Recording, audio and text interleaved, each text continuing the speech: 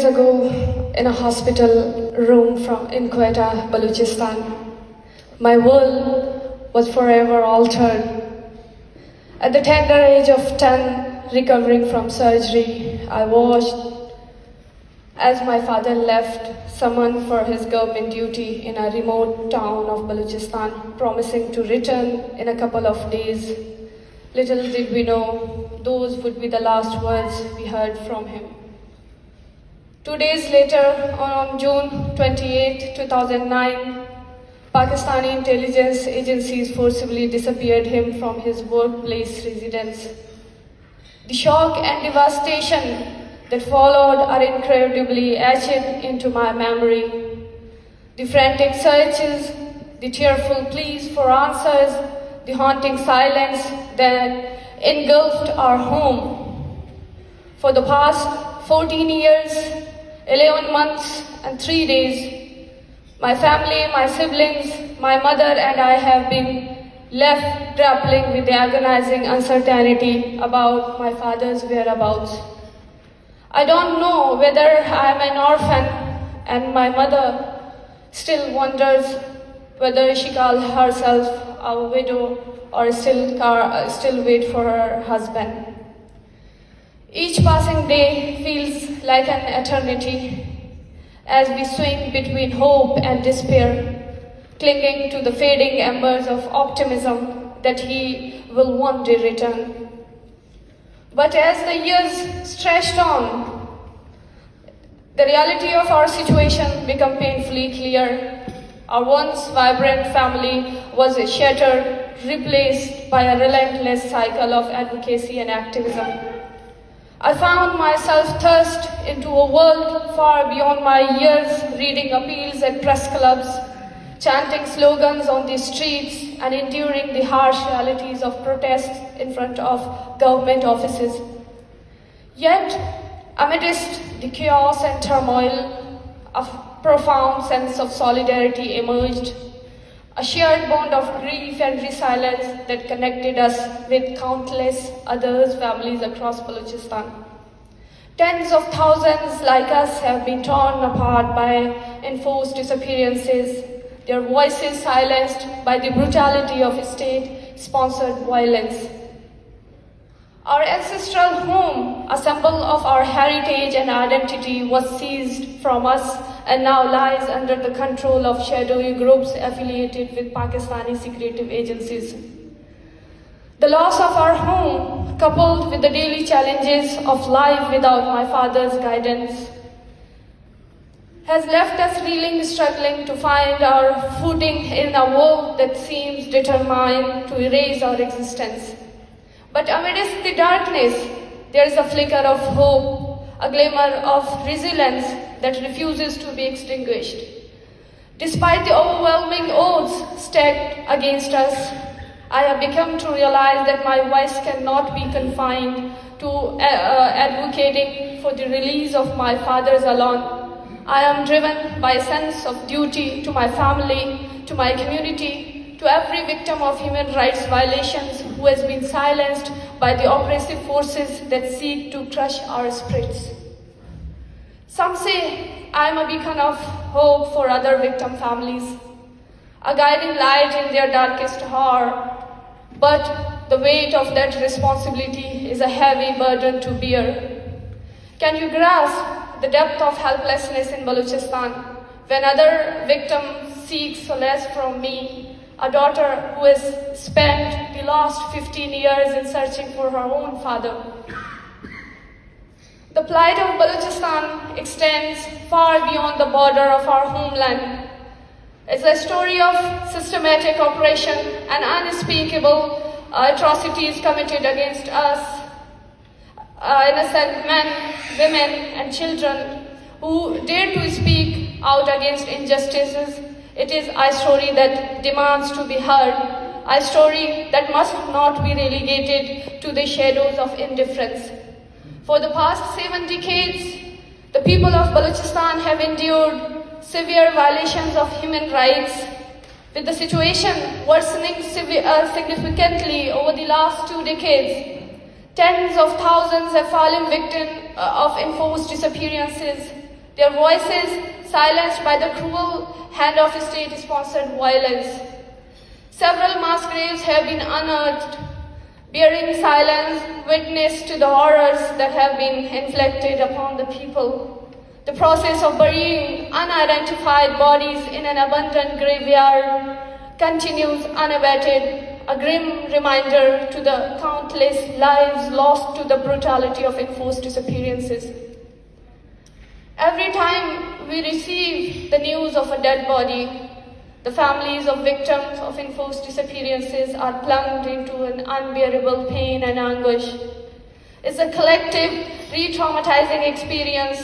For us, the mere through the body may belong to our missing loved ones is enough to send shivers down to our spines.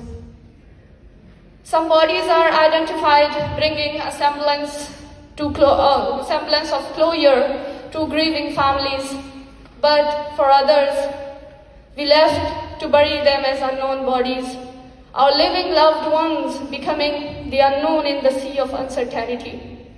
The absence of government measures to conduct DNA tests to ascertain their identity only adds to our torment. The most painful aspects is the bittersweet mix of emotions that accompanies such burials. While we mourn the loss of a loved one, there is also a sense of relief for the family that their agonizing wait for the closure has finally ended. The protests, the tireless advocacy for justice, all of it becomes to halt, replaced by the solemnity of laying a soul to rest. In these moments, I can't help but wonder what we have become, what we have been reduced to celebrating the end of someone else's suffering. Even as our own anguish continues to gnaw our souls. A haunting question, right? One that speaks volumes about depth of our collective pain and the resilience that sustains us in the face of unimaginable loss.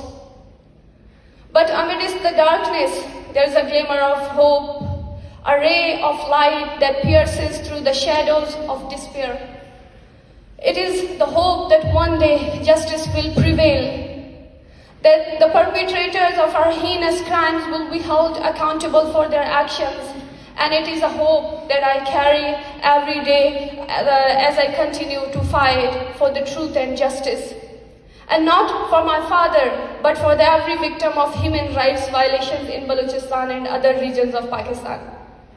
But our struggle is not just against the forces operation within our borders.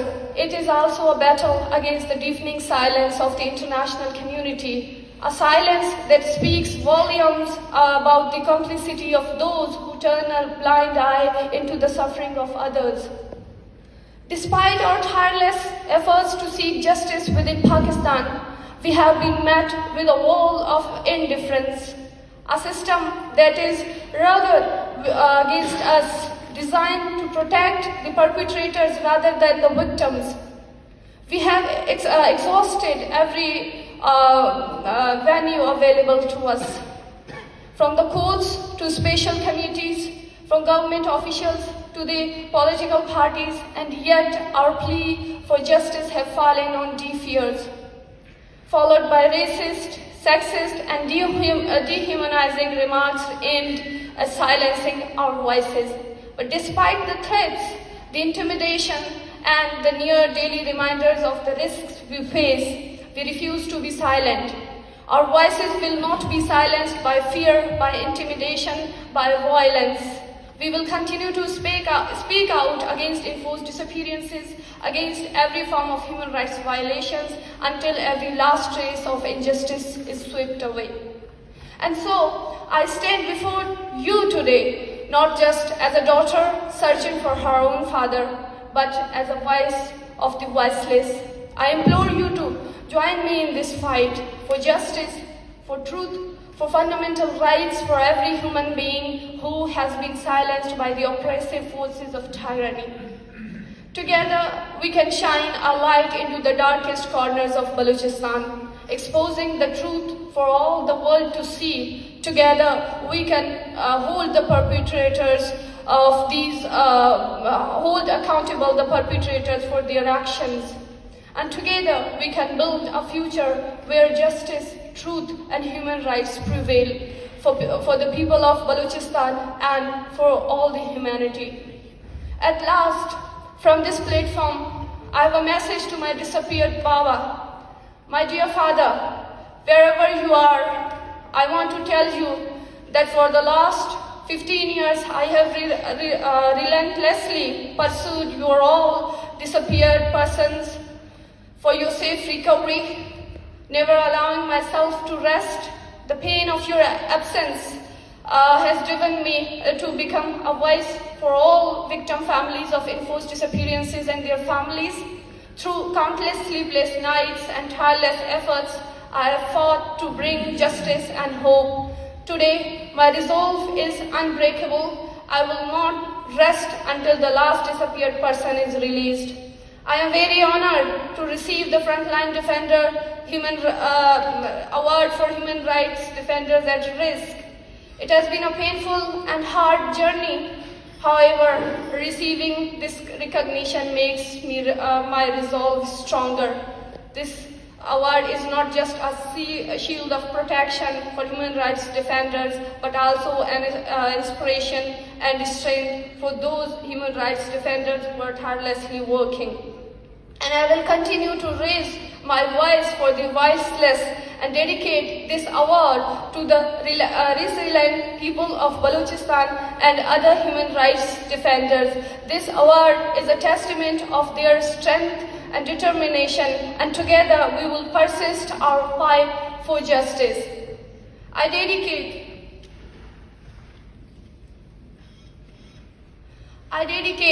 this award to the brave family members of forcibly disappeared persons, the mothers, the sisters and daughters who are tirelessly struggling in darkest atmosphere of hopelessness. Again and again, they are gathering their self-strength and fighting.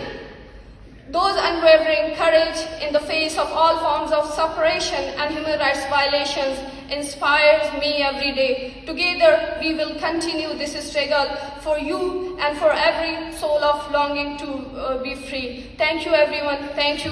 Thank you very much.